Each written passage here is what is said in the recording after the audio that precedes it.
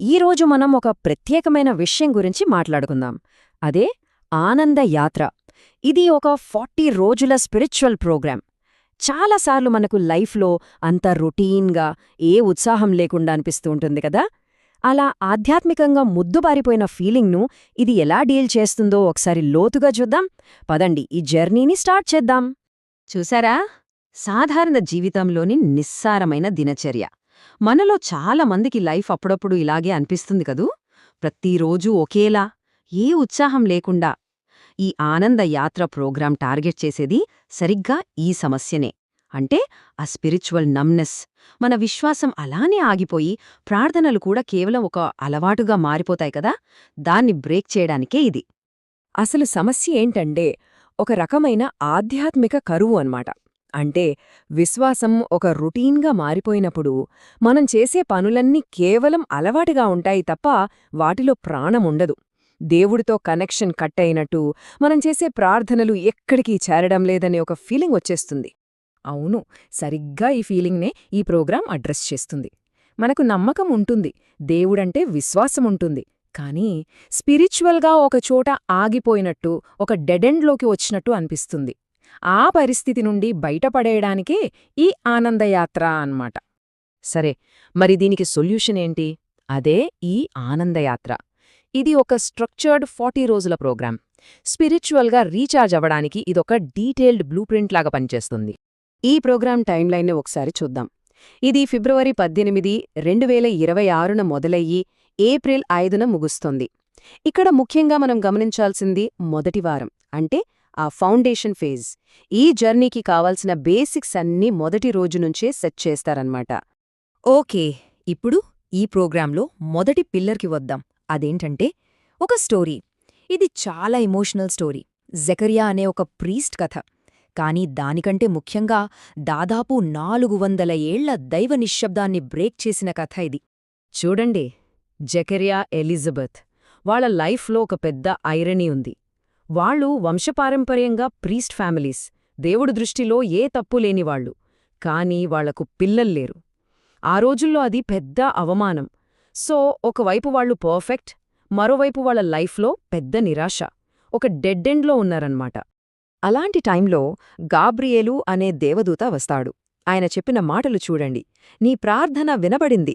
ఊహించండి, కొన్ని దశాబ్దాలుగా ఎదురుచూస్తున్న మాట అది. మీకు యోహాను అనే కొడుకు పుడతాడు అని చెప్తాడు. ఈ మెసేజ్ కేవలం వాళ్ల పర్సనల్ బాధను తీర్చడమే కాదు, ఒక పెద్ద దైవిక ప్లాన్లో వాళ్లనొక భాగం చేసింది.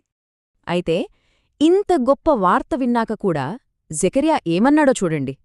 ఇది నాకు ఎలా తెలుస్తుంది, ప్రూఫ్ ఏంటి అని అడిగాడు. ఆ సందేహానికి పర్యవసానం ఏంటి?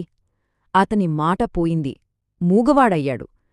ఇది ఒక రకంగా అతన్ని సైలెన్స్లో ట్రైన్ చేయడానికి, ఆలోచించుకోడానికి దేవుడిచ్చిన ఒక పాజ్ లాంటిది. సరే, ఒక స్టోరీ మనసును కదిలిస్తుంది, కాని కేవలం ఎమోషన్ సరిపోదు కదా. మన బ్రెయిన్లో కొన్ని ప్రశ్నలుంటాయి, సందేహాలుంటాయి.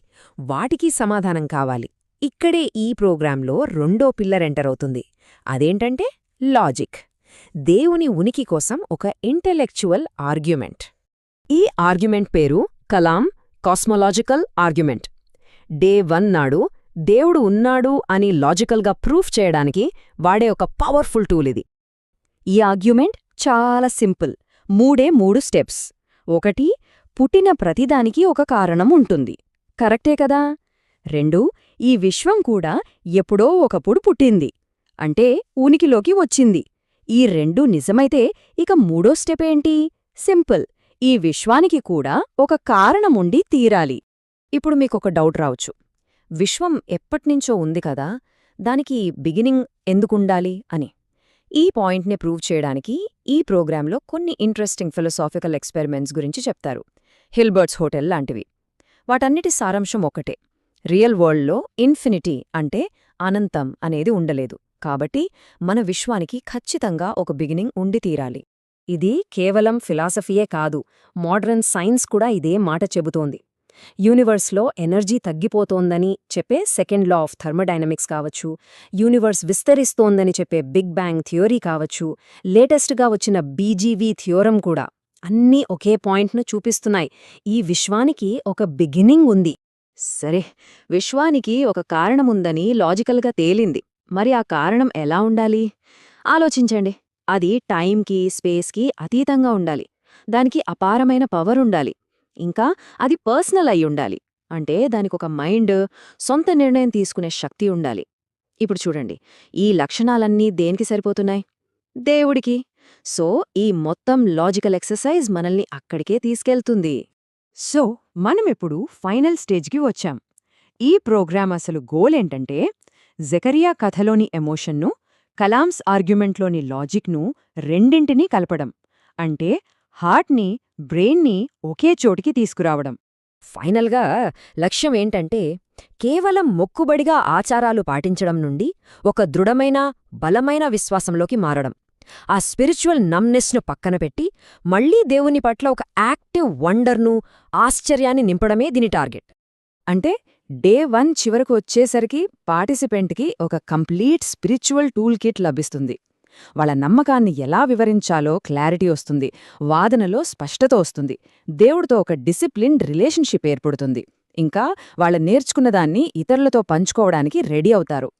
చివరగా ఈ మొత్తం ప్రోగ్రాం సెంట్రల్ ఐడియాను ఒకే ప్రశ్నలో చెప్పాలంటే, ఒకవైపు కఠినమైన క్రమశిక్షణ, మరోవైపు లోతైన సందేహం. ఈ రెండూ కలిసినప్పుడు అసలేం జరుగుతుంది? ఇది ఆలోచించాల్సిన విషయం.